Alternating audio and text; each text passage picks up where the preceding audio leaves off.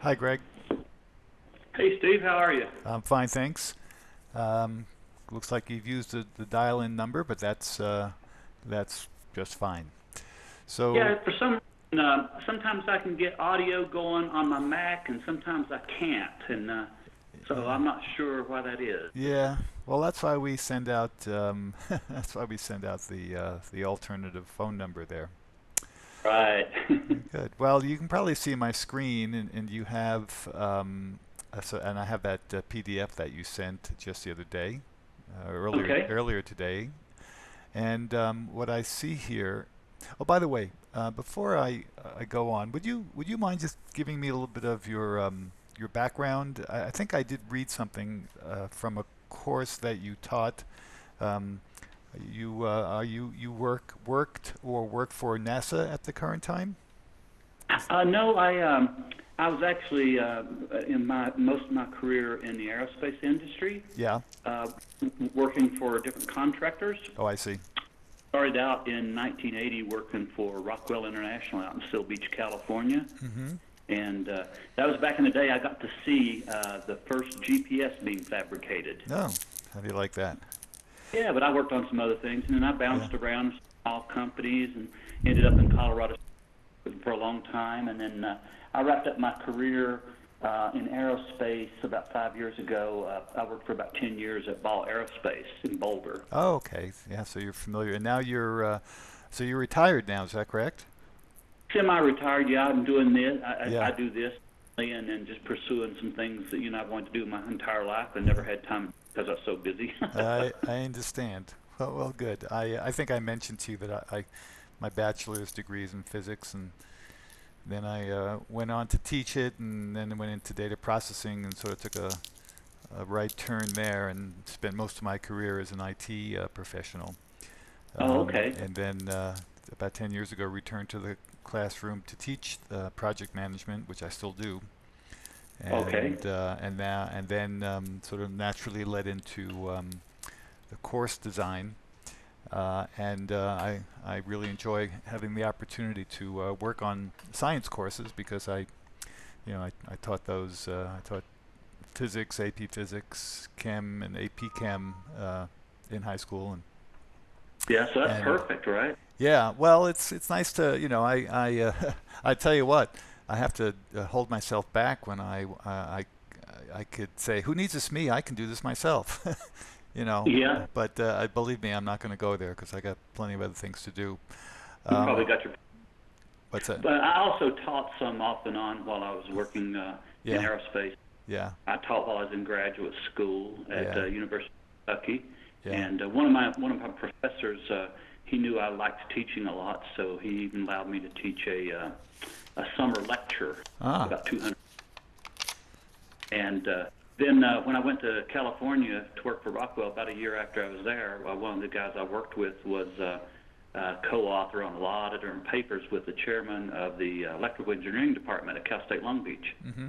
And so I taught quite a few courses over there that were mostly physics based, like solid state, Uh-huh. EM theory, stuff like that. Yep. Very And then I interesting. taught at a college out there. And then for about 25 years, I didn't do any teaching at all in the classroom setting. But boy, I really did do a lot of teaching. I mentored a lot of junior type engineers and entry level people, ranging from bachelors up to PhDs. Yep. So there was always a lot of that going on. So Yeah. kind of been teaching my life in one way or another. Yeah. Well, I know I can relate. I can relate. That's for sure. So one more thing here is, yeah, I think I mentioned to you that I'm recording this just for the archive, so to speak, and especially it prevents me from having to take notes because what I'd like to do is go back over the audio and video and then, carefully consider. I'm not a great note taker. I always rather record it and then go back and listen. So, Hey, but it's an easy way to do it, isn't it, Steve?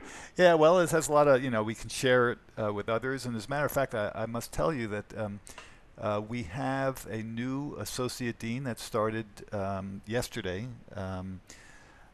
She is the associate dean for the sciences and math. So she is going to now be in the mix as far as the review of this class, because that's one of the responsibilities of the associate dean in each of the areas to do a final approval.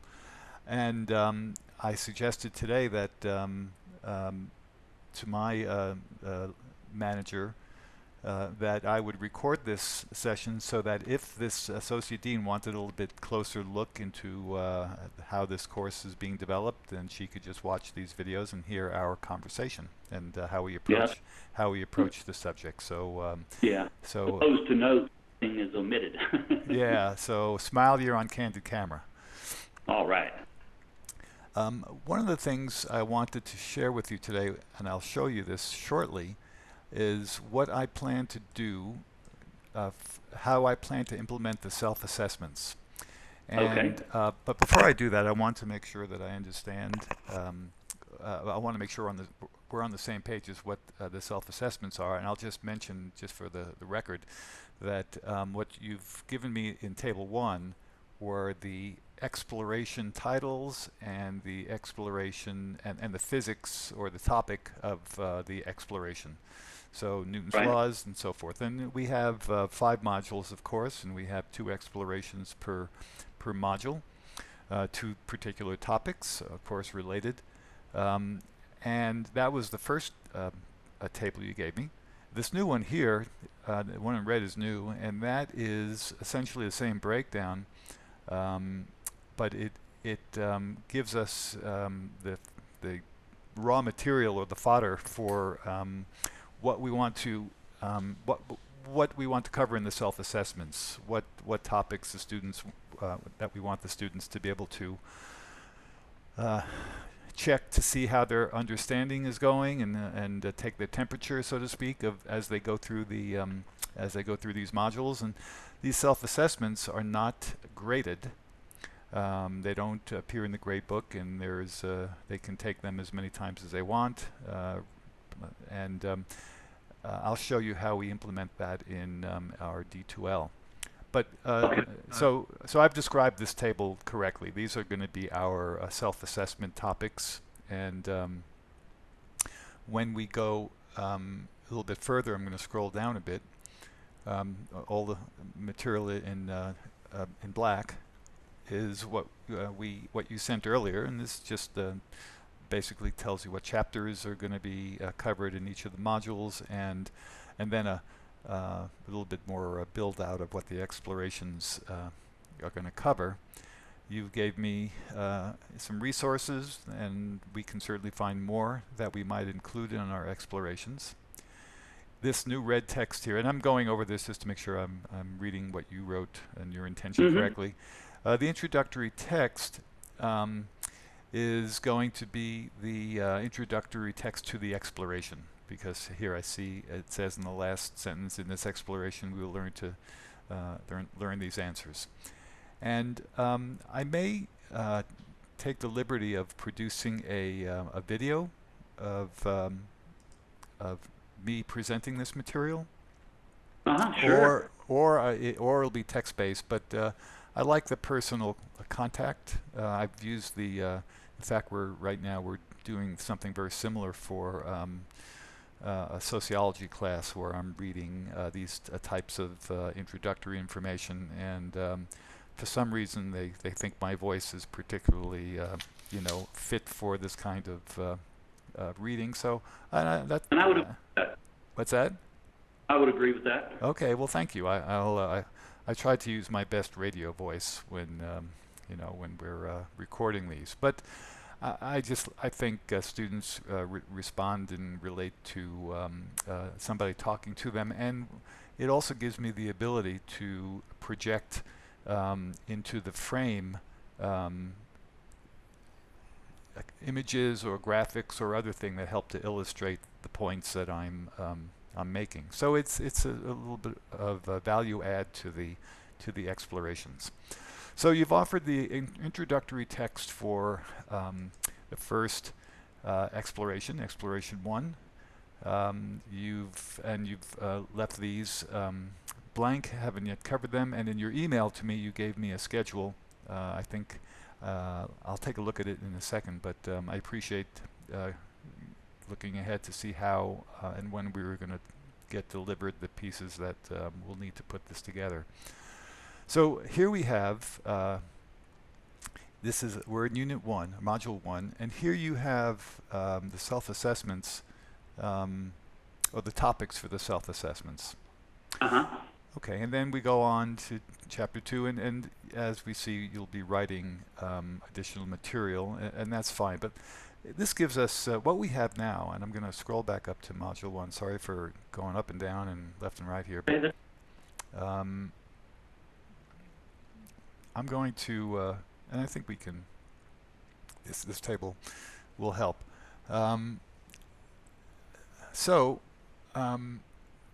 I don't know if you're familiar with the self-assessments in D2L, but let me show you what they look like, and then that'll help us understand what we're going to be shooting for as far as the content of the self-assessment. So I'm just going to switch over here to D2L. Let's see. Let me. I'm actually going to just exit this. I'm working on a rubric here for a sociology course, as I mentioned. Here was a music course I was working on, but let's go back to my home. And I'm going to choose a course that I know is not out in the field yet because I'm still working on it. So if I go to Tools, this is a English college readiness course that I'm working on right now. I'm going to go to Tools, and I'm going to go to Self-Assessments. Okay. Now I'll say New Self-Assessment. Okay, let's call this just a test self-assessment. I'll end up deleting this, I'm sure. Okay, and we don't have to worry about a category right now. Allow hints. Let's allow hints. Okay, save and close. Okay, now I'm going to add and edit questions. Okay, new question. Let's say it's a new. Now this looks a lot like the way that one sets up a quiz in D2L, but here's the difference. If I let's see, we'll just call this question 1. Okay.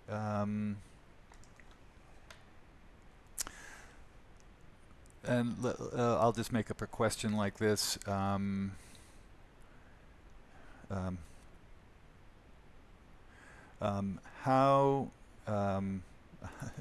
would you convert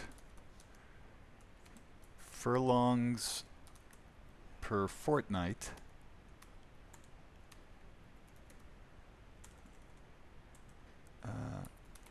into meters per second? All right. Okay, how would you right?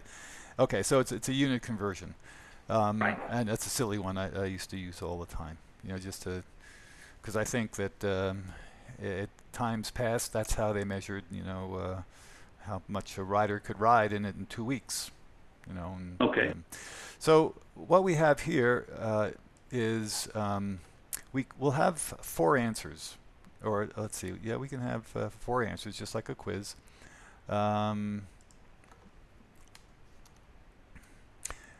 And let's say we would use a computer. It's the first one. Okay. We would convert furlongs. Let me type it right. Furlongs to meters, and convert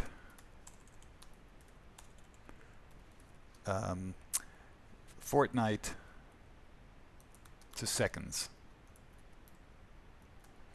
And then we would multiply furlongs times seconds, or actually I think I might have done that. It's 2 multiply furlongs times meters, and fortnight by seconds.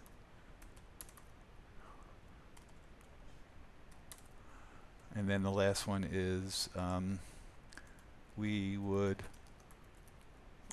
multiply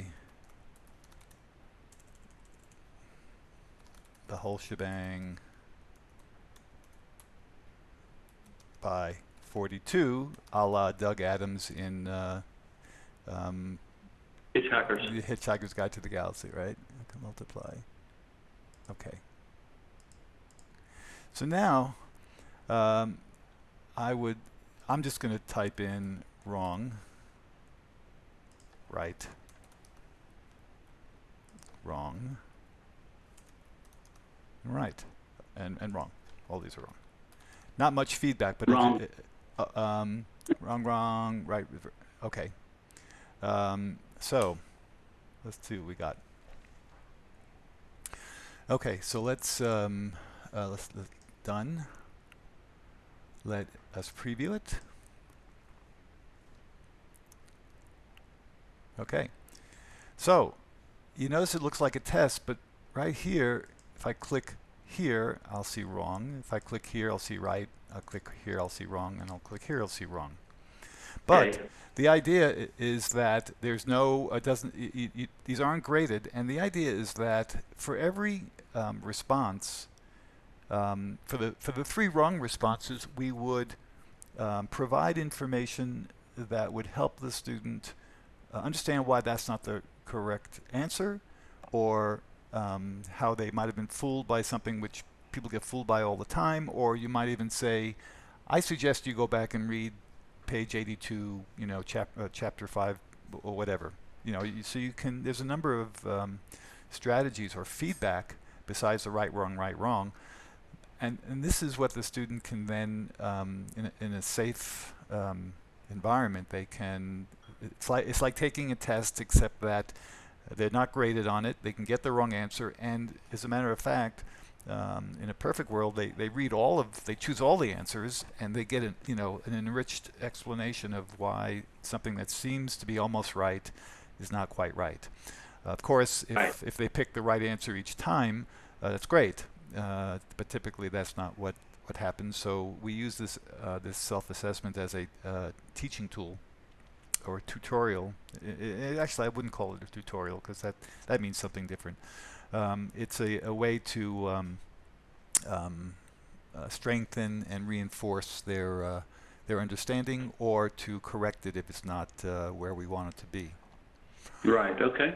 So now that we have this understanding of what the self-assessments do, you see you'd have to come up with, for each question, you'd have to come up with 4 potential answers, and then 4 sets of feedback that describe why the right answer is right.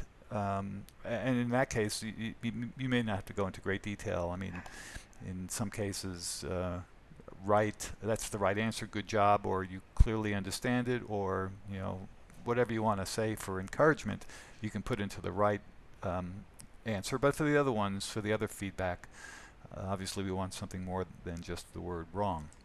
So let's go back now, and we'll look at self-assessments. I think well, if I go down here, it should be pretty much the same. Okay. So now you can, there's a number of sources that you can use for your questions here. You can certainly use any multiple choice question you've ever created for these topics, and convert them to a self-assessment by simply coming up with a more detailed set of feedback for the wrong answers. Because well, not obvious, but typically the answers are they all seem pretty good, and some may even be designed to catch somebody, fool them, or to make them think it's the right answer, but it's not. Um, but unlike a multiple choice test, although you can do this in a multiple choice test too, you can put feedback on every single answer, but at that point it's an exam, and they don't see the result until after they've gotten the question wrong. So this is this essentially it's the same idea, but just a little bit different approach. So does that explain what my intention is for the self-assessments and how we're going to implement them? Yes, uh-huh. Okay. So then what we need then from you would be, and like I said, you can use your whatever resources you have for multiple choice. Oh, by the way, it doesn't have to be multiple choice. You can choose any type of question, true, false, multiple select, where there's potentially more than one answer, or whether it's yes, where there's where 2 out of 5 answers are correct. Multiple choice, I think, is probably between multiple choice and true, false. I think that's probably going to be the most convenient. But you can feel free. Obviously, the long answer or short answers don't work quite as well, because then it's tough to, well, it's impossible to evaluate what they've written in a way that you can give them logical feedback. So it does have to be a multiple choice or a true false or a multiple select type question. And as far as how many we want per module, I don't know if I have I suppose a sufficient number of self-assessment questions to make the student feel like they have that they've been wrung out, or they've wrung out the all the tidbits of information they need to know. You can decide that you may only want to cover the areas that seem to give students the most trouble, based on prior performance on quizzes that have these kinds of questions. As a matter of fact, that may even be the easiest if you have a question that 80% of the students get wrong every time. It's just one of those ones that people have trouble grabbing. Then that topic may be more ripe for these self-assessments than ones that where the success rate is more like 90% on questions of that nature. Right. Okay. So so that's between the explorations, which I have a pretty good idea of how to do, especially when you with this introductory text, and I'm going to determine whether or not this will be sufficient, or whether we want additional information. This is a good start, and I may well, I'll certainly copy edit it, and I might make some modifications. I may even add a few things here or there if you don't mind. And, no, certainly. Okay. I appreciate it. Yeah, and just well, if something occurs to me, like I said, I'm going to try to hold myself back, but I'm really excited about doing my first physics course, which is more my background, and although I've also I guess I could be the subject matter expert on the project management courses. As a matter of fact, I've designed all of them myself, because at Arapahoe Community College, the instructors design their own courses. So, but so one thing led to the other, and that's why I'm now at CCC Online designing courses for the general masses. And it's always nice to get a physics course. Although I did really enjoy the music courses I did last semester, because that's a big interest of mine as well. So I think that I'm going to scroll down. I don't think there's anything else on here that we need to look at. I obviously you've identified the topics for the self-assessments, but it makes perfect sense. I mean, let's say for self-assessment 1, I would say maybe 8 questions, 8 or 10. If you did 12, then you would have essentially 3 Um, 3 per topic: voltage, current, resistance, and power. Okay. And I know, So some of yeah, uh, some of those topics will be, that's the physics that goes into the questions, but a given question might encompass three of those. sure, yeah, Because Ohm's law, is V equals IR, right? So you yep, got voltage, current, resistance all hmm in there. yep.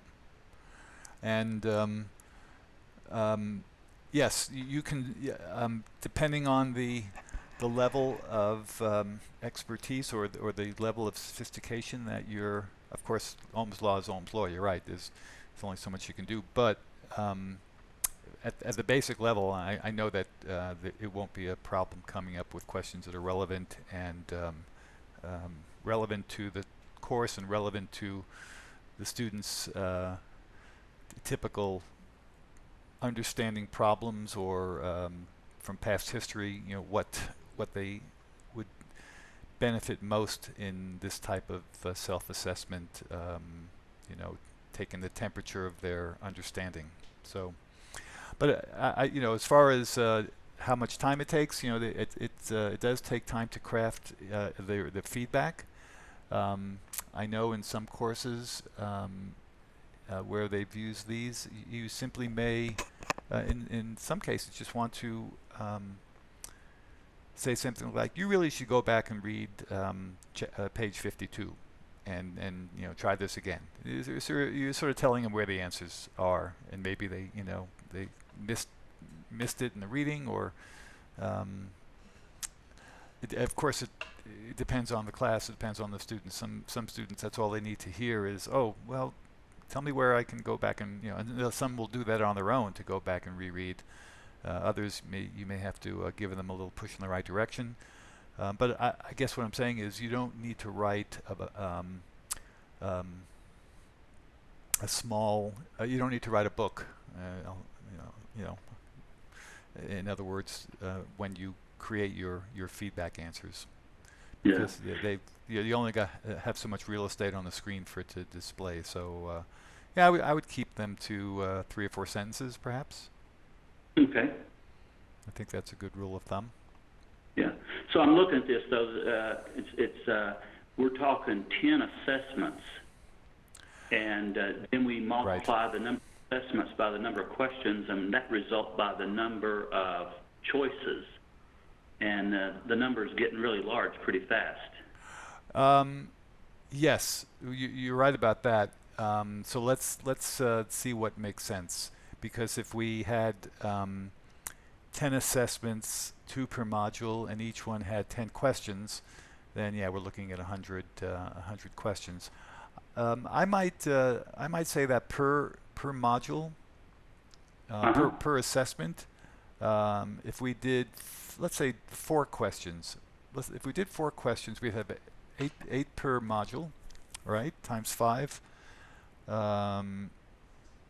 and that's 40 questions. Uh huh. Am I right? So Yes. there'd be 8 questions per module. Well, we can, and if we did 10 questions per module, 2 here and 5 here and 5 here, then there'd be a total of 50 questions. And yes, and then of course, yeah, each question does have 4. It's like creating a 50. Essentially, it's like creating a 50 question quiz, Right. 50 question quiz with feedback. Well, there really is. I would, um, and I do want to respect the number of hours that you or any SPE it must spend on a course, and you could. I know that in the in my 6 months of experience, I've seen where you seem like we bit off a little bit more than we can chew. Why don't we do this? Why don't we establish a rule of thumb where you can come up with, let's say, 4 questions for the first assessment, or maybe actually to find a rule of thumb, you don't even need to do 4. Let's do 3. And then see if you can extrapolate what you think the effort would be to produce 20, 30, or 40 of them, and then we'll divide those up and see how many questions in the self-assessments we want Could you per say module. again, Steve?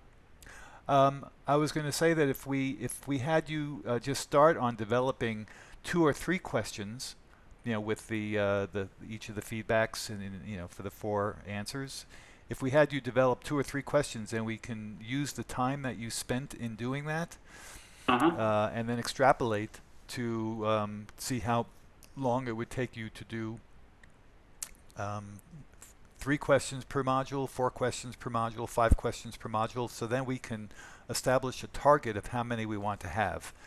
Right now, Okay. yeah. So in other words, if it took you an hour to do a question, which is just a round number, and you were going to do 40 questions, well, that would be, starting Monday morning and doing nothing until Friday afternoon, 40 hours. That may be, that's a lot of time. But then again, maybe uh, it would only take a half an hour per question. So then we can we'll just get a feel for how much effort these take, and then we'll come up with a reasonable number that fits your schedule and meets the needs of the course. I would say we would need more than one or two assessment questions per module or per section of the module, but 5, 10 per module maybe. It sounds like it's going to be too much. So, so why don't we, between now and the next time we meet, if you could maybe prepare 1 or 2, and I think I've given you enough insight on what we're doing as far as Oh, the yeah. yeah, it's really just a quiz with some heavy duty feedback. Um, you know, in, heck, in many cases I'll see a quiz where there's no feedback at all. It's just there's just here's the right answer, here's your answer, and no further explanation. So Yeah. and that doesn't serve the students as well as giving them a little bit more feedback on what they've done. So, Okay. I'm just want to pull up your email here for a second. It was this one here. This is, and I think you can see this now. So I've Can, got yes. right 2 assessment. Okay, I'll send you. Oh, here we go. Propose exploration 2. Anything that happens before the end of the month, I'm quite happy with, because that gives me um, all of February and a good way into March, so 6 or 7 weeks Mm-hmm. to prepare these, and I'll have gotten a start on these even before, because I can actually start on the module. I can start on some of the explorations right now. So I think this schedule is fine. Okay. I'm quite happy with that. Now, when I get you these introductory text paragraphs for Hmm. all the modules, all the explorations, Hmm. that's pretty much what you need now to run with this? Well, actually, yes, and I was going to say that I have enough to run with now, because I can start to what I'm going to do is review all of the. I'll go down to the bottom, because you've sent me a great list of additional materials, um, and start to review the videos, and even Mm-hmm. and even look for some additional materials that I might start to assemble, because I know I'm being quite familiar with all these topics. I know what I would like to use if I were teaching this. So that's the logic I'm going to apply. I'm gonna there's just so much of this stuff out there, and I'm sure that Right. some of it's better than the others. Although Khan is usually pretty good. But I'm going to use this opportunity to see what else is out there with regard to Yeah, and physics-related that was just videos. my first look at all this, just saying, okay, well, there's stuff out there, and Yeah, here's some examples. Not necessarily that's what we're going to use. yeah, right. And so this is the research phase for me, is to assemble what I think not only are the best videos, but also to make sure that I don't go overboard on the content, um, because we we try to assign a seat time, which is the number of hours we expect students to spend on any given activity, so that the accumulated total for the entire class doesn't exceed the recommended number of hours for that number of credits. Okay. I think I don't recall offhand how many credits this is, but if it's a 5 credit course, then we It's 4. 4 credits. Four Uh-huh. credits. 4 credits is going to end up being about roughly 180 hours. A 3 credit course is roughly 135 hours, Okay. and so it's roughly what is that? About 45 hours per credit. So 3 times 45 is 135. 4 times 45 is 180. So Gotcha. and and it's it's a plus or minus a pretty big factor. But for instance, so I guess what I'm saying is I want to make sure I don't put an exploration together where they have 5 hours of video to watch, because that would be way too much, and I'm sure I wouldn't go overboard like that. But we do try to attribute an expected time to go through an exploration or any activity really. And of course we know there's going to be a spread of people who can do it quickly, and then for other people for whom it takes much longer. So it's really an average. And Okay. and if students are struggling, hopefully they tell us, and we're able to get them extra help. So that's what I'll be doing as far as analyzing the videos and other material that we might be able to leverage to the best advantage for this class. Okay. Good. All right then. Well, you want to hear a funny physics story? Yes. This is true. I had oh, this is so old that it was an old test I gave, and it was on a mimeograph sheet. Masters used to go down and run the copies off. So there's a picture. Right. There's a picture of like a caveman standing on the bank of a river with a spear, and his dog is next to him. And there's a fish in the water, and the topic was refraction. And the question was, where should the man throw the spear if he wants to eat? And the answer was, the answers were in front of the fish, behind the fish, right at the fish, or to the right of the fish. And so I showed this to my 10-year-old son one year, and I said, "What do you think the answer is?" And he said he should aim at the dog. Because the question was, where should he throw the spear if he wants to eat tonight? Right. So quite unexpected. And I said, yeah, well, it's not the wrong answer, is it? Of course, you can only do that once unless he gets another dog. But Right. so I thought that was sort of cute. You might have found that too. So Well, one we had in graduate school was I went to University of Kentucky, and it's Yeah. In horse racing country, right? Yeah. Thoroughbred country. hmm And so the joke was some of the folks in the horse racing industry came to the physics department and wanted to know if they could, do some kind of analysis on the physics of horse racing and how they might, improve their times. hmm And the guy said, we worked on that. And so they came back later, and he started his presentation. Well, let's assume a spherical horse. yeah, yeah, that's right. Simple. In an idealized world, right? Yeah.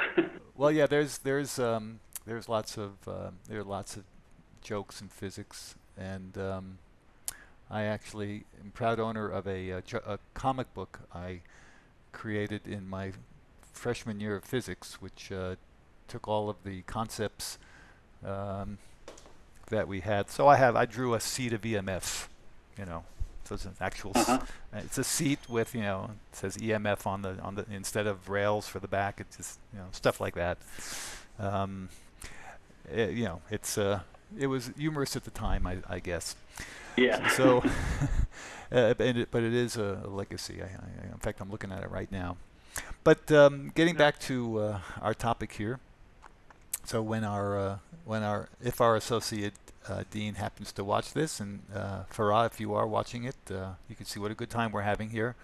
Farah is our new associate dean in the sciences.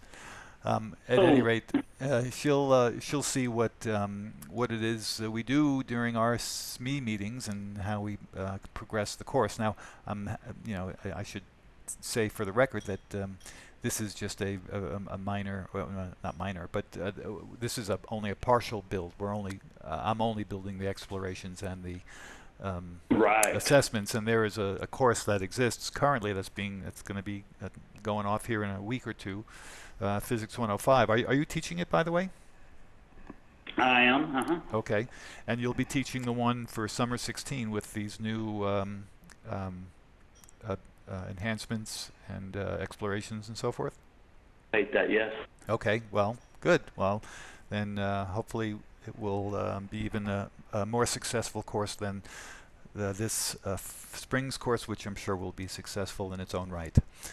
I've taught 105 for what 5 or 6 years now, two Yeah. to three sections.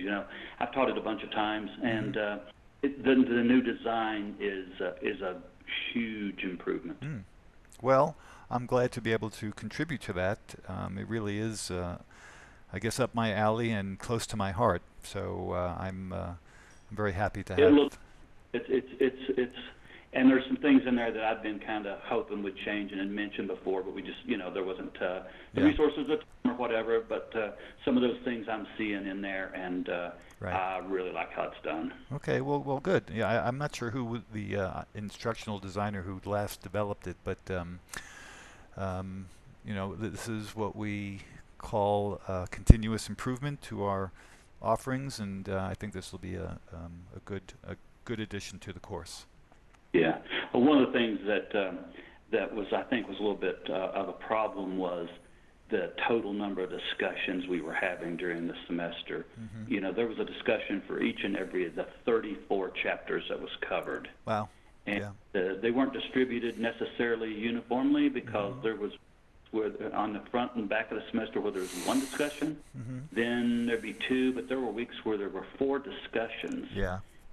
Uh, Invariably, every semester I can kind of predict. You always have certain students. Well, maybe they're not doing everything, but you have some that are doing everything. And then you get to these weeks where there's 3 and 4 discussions going on. And then you also have quiz and maybe in a lab. Yeah. And you just see some of the students falling away, not Right. doing it. Yeah. And there's always 2 or 3 that still do it all, but you Right. kind of lose them for a while. Right. And Right. it was. I think it was a little over the top for them and how much time they had Yeah. to put in and how much they were having to do.